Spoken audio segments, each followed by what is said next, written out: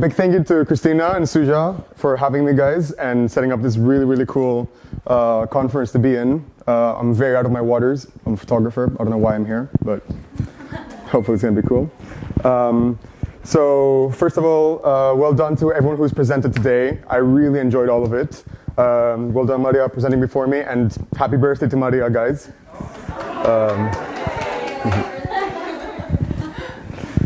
So, I am here to present to you my body of work that indeed started here 1 year ago in Oxford. I naively wanted to make a project about the refugee crisis. It was happening on my doorstep. I am Greek, by the way, in case you didn't realize.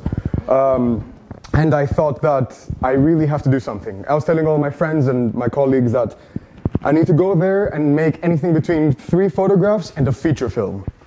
I ended up going there making 300 photographs and a feature film, which is, I guess, great for me. So this all started here last year when I met Elizabeth Kirtsoglu, who happened to share the same sort of ambitions as I did for the topic. And we collaborated on a visual piece that I produced with the financial help coming from her department that she claimed from the ESRC. And furthermore, I managed to progress and go to Greece, France, Belgium, and other places to make this body of work. So here is the teaser trailer of the documentary, which is now in the works. All of which I'm about to show is WIP, which I learned the other day, means work in progress. So here you go. Let's enjoy this trailer.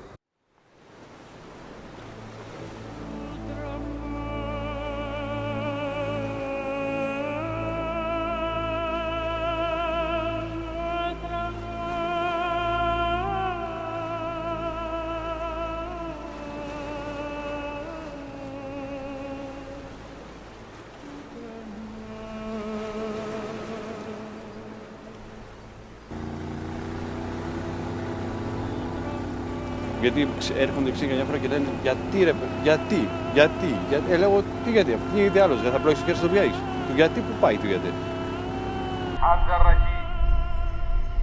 Από το Τουρκία μέχρι εδώ, 3 ώρες και 3,5 ώρες έτσι. Και ήμουν 60 άτομα με ένα βαρκάκι μικρό.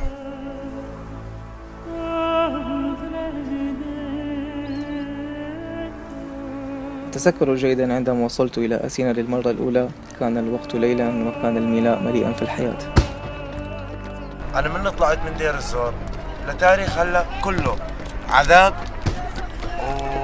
وذل ومصروف.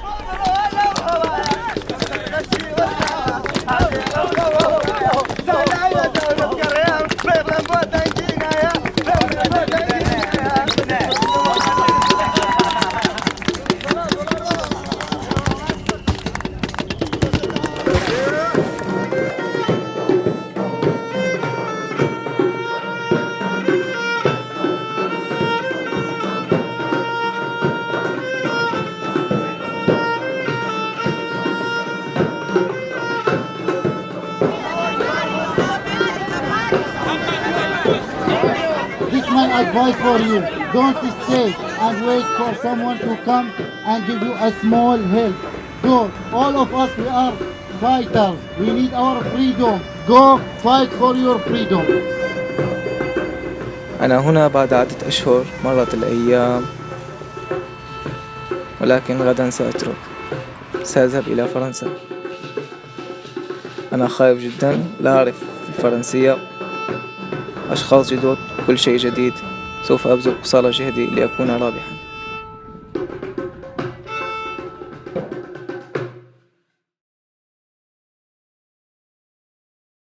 Yes, so this was a teaser trailer that has been released since June 2016 pretty much. We are now at a stage where we've shot even more past this trailer and follows some of these characters to the countries they progress to in Europe. So the photo story I'm about to show you is directly linked to these characters and to what you just watched. So as it was said before, let me see if that works. Yeah. Okay. So This is the most serious photo I could find, to be honest. As it was said before, we all started here. It all started here in Oxford when I came for the conference that happened last year, and then me and my colleague Thomas Kunstler, with whom we produced documentaries together and filmed them across Europe, I guess, decided to head off and go to Greece, with our prime destination being Lesbos at the moment. See, that was about the end of March 2016, which was basically the time around which the EU and Turkey were having the negotiations. What happened at that point, I guess most of you know, is like everything was at a standstill. Nothing was moving. Most of the refugee camps, the hotspots, were turned into detention centers. People were in many of the camps, not all of them. People were not allowed out. And so we were told, and Dr. Elizabeth Kitsoglu, in fact, told us that it would be worth it sticking around Piraeus open camp, which Maria spoke to you about earlier. And so we did. So I want to talk to you really briefly about why I wanted to do this. Besides the fact that I'm a documentary filmmaker and photographer, obviously I want to talk about the current and depict it in a way and show it to the world and raise awareness. Besides that fact, I had my own personal reasons. This very small girl over here is my grandma. And as my mom confirmed to me over the phone recently, just now, she was 5 years old at the time when she was visiting Athens for the first time from Alexandria, Egypt, to visit the Greek family, I guess, that she had never really met so far. And I grew up all of my life listening to my mom speaking Arabic on the phone with my grandma and my aunts. She never taught me any because she didn't want me to understand what they're talking about, which sucks for me now. But yeah, as you see, but as you see now, it's all come in handy a little bit I know, and I'm genuinely interested in learning more about this. What happens to, as Mr. Papadakis, right? As Mr. Papadakis said before, really interestingly, is that migrants and refugees carry culture plus culture, which I saw in my mother, which I also saw in these people. That they're accumulating culture as they're progressing from border to border, going from Syria via any route, so many different routes. It was immense, all the people I spoke to. So yeah, this is the reason. Moving on to the photo series. The photo series is named Crossroads, and I'm going to speak a little bit less and show you a little bit more. And as we go, I'm going to talk to you about the behind-the-scenes sort of thing, about how this was created and my personal experiences as an observer.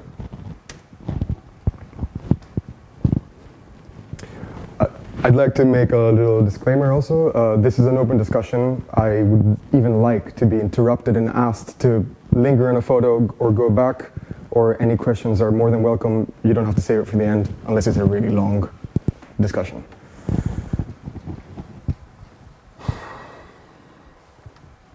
This is the port of Piraeus. This is our first contact with the whole matter. We arrived there. There's quite a bit of a cold turkey situation. We didn't know what was going on at all.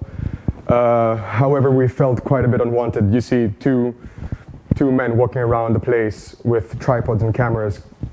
And at some point they look a bit like weapons, a little bit like a big tripod looks a bit scary, to be honest. Also, for most people, that kind of means we're from television. Television is never a good thing, really, especially if you're a refugee.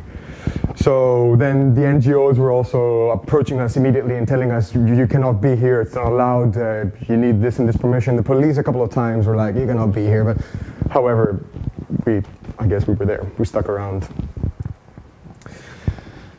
These two men on the left, this is Amjad al-Fakhouri, and this is Ahmad al-Dakhil.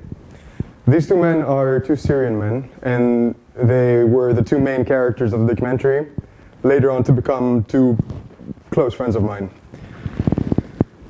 I met them there in Piraeus, open port of Piraeus camp, and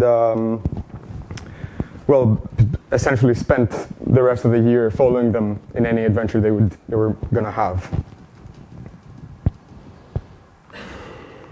Amjad al-Fakhouri is from Hama, Syria. He's a man with legal training and electrical engineer degree.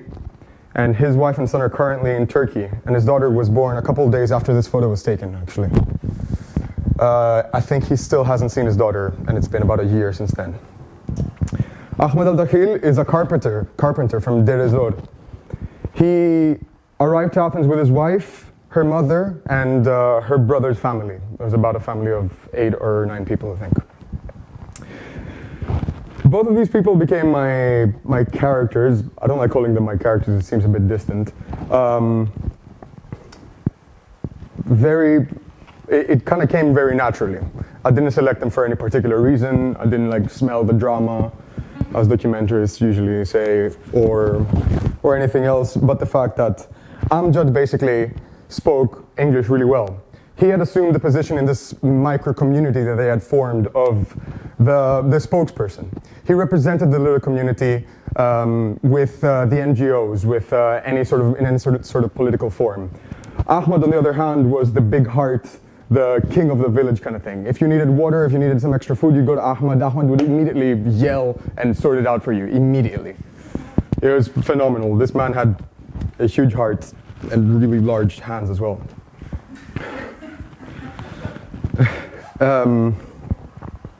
So this kind of like brings me to the whole visual representation and how that goes hand in hand with targeting. You see, it was very weird for me to get this axis, which was a bit peculiar because, as I said, I was viewed as a television person for quite a bit of time. I wasn't taken very seriously. I was kind of like, given a bit of a cold shoulder very frequently because people would think, okay, this guy's from television, he needs something from us, whatever. They show up for an hour or so and then disappear. And it's true. I was there for about a month continuously every day, and television cameras would show up literally for 10 minutes, grab a person, have a very quick interview, and disappear. Same night, you see it on the news, they form a very big story over this 10-minute interview. Like, what can you know over 10 minutes? So, furthermore, even like, I don't know, a Spanish documentary crew showed up. They made a really like big tears and big drama little interview that lasted 20 minutes. 20 minutes again. So, my way of really showing them that I care and I want to stick to this was basically staying there for 10 hours. And not because I had made a target, like I'm going to be here for 10 hours just to prove it to you. It's because I honestly thought I need to be there to really get to know them. I can't get to know you in 10 or 20 minutes or 2 hours. I need to be with you for a month. I need to see how you eat, sleep, communicate when you're angry, communicate when you're happy. These are part of making an observational documentary. I'd like to underline observational.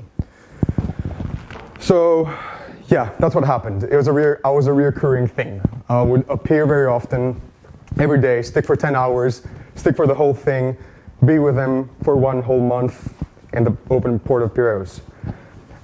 In the beginning, it's very strange because you have to show up and be present for them, but at the same time, if you want to be observing, then you also have to remove the acting from that. So, sorry, I didn't progress it here. And speaking of acting, this is the first time I ever met Ahmed, and this is his mother-in-law. His mother-in-law spent the whole day whilst I was there doing this on camera all the time. By the 3rd day, it kind of stopped. She stopped doing it, which was her finishing her performance. She realized at this point, I'm not there to go to television. I'm not there to make her viral or anything. I'm there to be with her and learn who they are.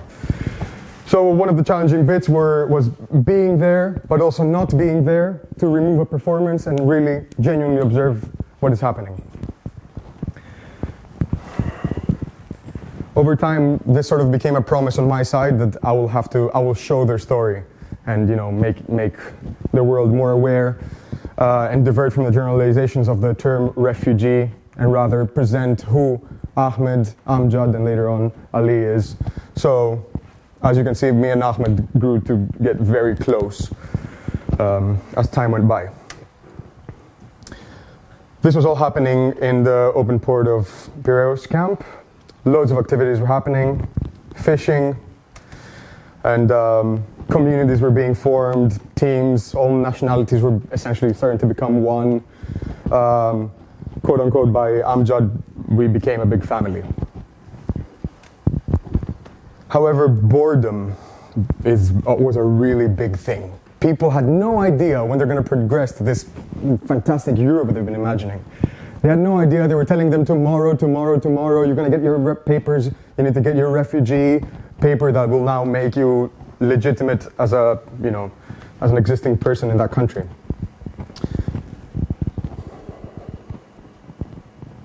So time went by very slowly.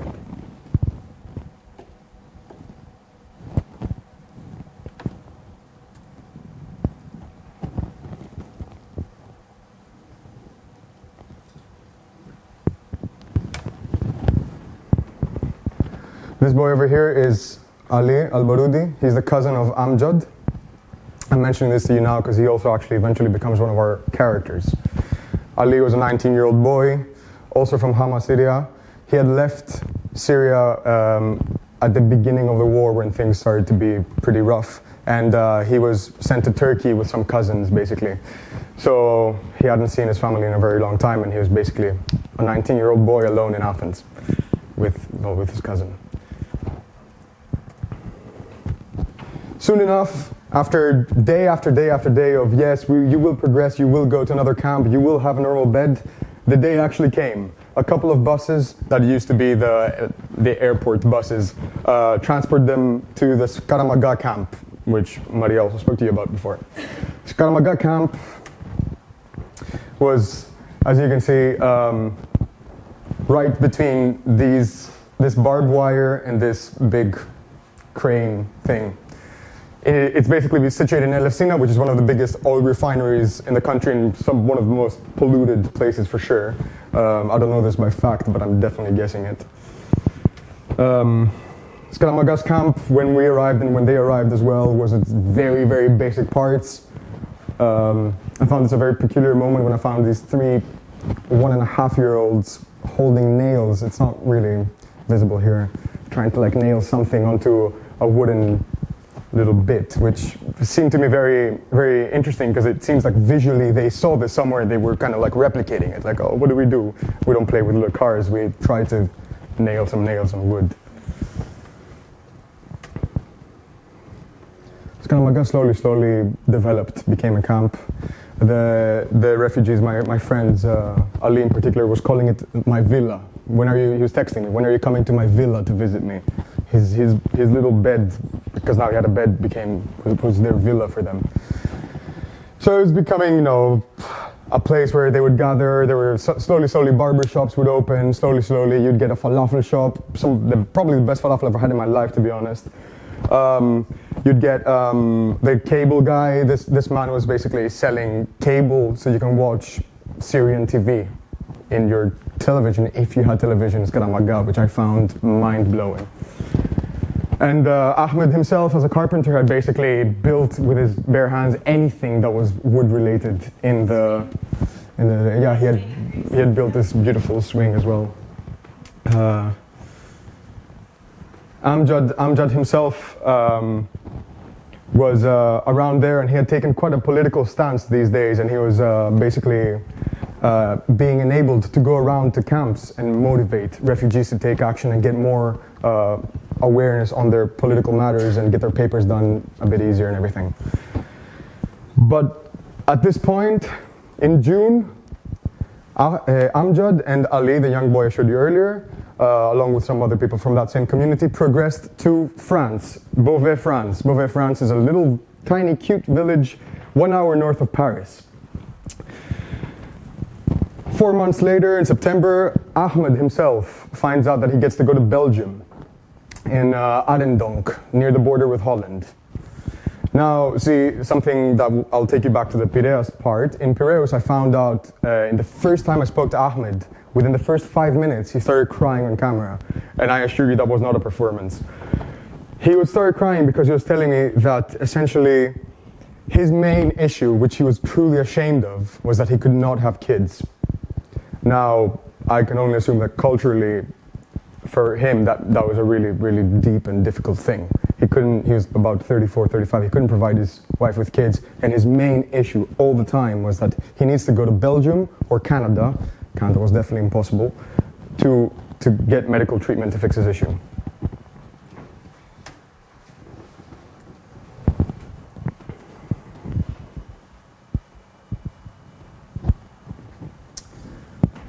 This is the day Ahmed actually gets to leave and go to Belgium. He gets to progress. However, he spent now a good 6 months in Greece.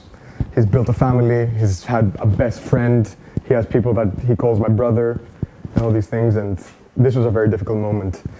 This is one of the moments where I've been asked quite a few times, when do you decide to put the camera down? When do you decide to not film? When do you decide to take the distance and give a hug to that person? I, as a friend of Ahmed at the time, really wanted to put the camera down, give him a hug and tell him, don't worry, Habibi, I'll see you very soon. Don't worry, you'll see everyone again. However, to truly observe and to truly tell the story, and if you really want to be as honest as you can, you need to put as little bit of your fingerprint on that as possible. You need to blend into the background as much as you can. As much as you need to come forward to them so you can convince them that you're their friend and you're going to tell the truth. That's how much difficult it is, because you equally have to use the same energy to step back into the background and blend in. Ahmed in that night realized that I'm not there. So he started being hurt. So until the airport, I actually never really get to say goodbye for real. He only did like this to the camera from far away, because I had to take my distance. This is the strongest part of my documentary and one of the strongest moments I've ever lived in my life, honestly. Yes, please. I was wondering, how can you make this promise to the other person? I mean, how can you be that sure that he or she will see the other persons again? I mean, this is just an example. Yeah. My promise was only on my side, that I'm gonna go with them until they find a place where they can actually settle and start a life where they can live and have experiences, a life where they don't have to struggle with bureaucracy and just, stuff. They can actually become citizens and have a real life. So now we're moving on. We're moving on to Europe. I decided to use these two images because the way it happened for me, I went to France and Belgium to follow up on these people. I just decided to use these two images because one seems a bit more like the dreamy Europe, the nice French, sweet coffee kind of Europe. And the other one seems like the more bureaucratic, a bit hard-edged lines. Ahmed and his wife Suzanne are here in Belgium. Amjad and his cousin Ali are here in France.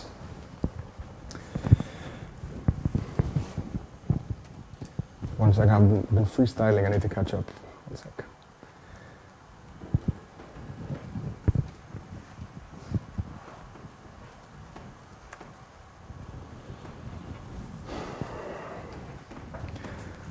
Things progressed. When I arrived in France in last November, I met Ali and Amjad, stayed with them for about 2 weeks. And at this point, I remember when I was taking this photograph, is when Ali told me, when people here in Beauvais, actually it's very funny, in 4 months they never actually learned how to pronounce the city's name. So here in Beauvais, basically, whenever someone asks me where do I live, if I say Saint-Jean, they immediately know that I'm a refugee. And that's when he also said the example, that he was friends with a French girl, a local girl. They were going for coffee, she was showing him around, helping him out with translating and everything. And then 2 weeks on, Ali felt the obligation of explaining to her, look, I need to tell you I'm a refugee. This girl immediately turned around and said, look, we need to stop talking. I cannot be a refugee, please stay away from me. I prefer to not have any problems. Ali told me this, nearly crying, and it's actually part of the documentary if you manage to see the whole thing. But it was a very sad moment for me when Ali had to face this so harshly. That a young girl had been told somehow that he's just not good, because he's a refugee. Simple as that. Ahmed, on the other hand, on the other side, you can see his hands are pretty tense.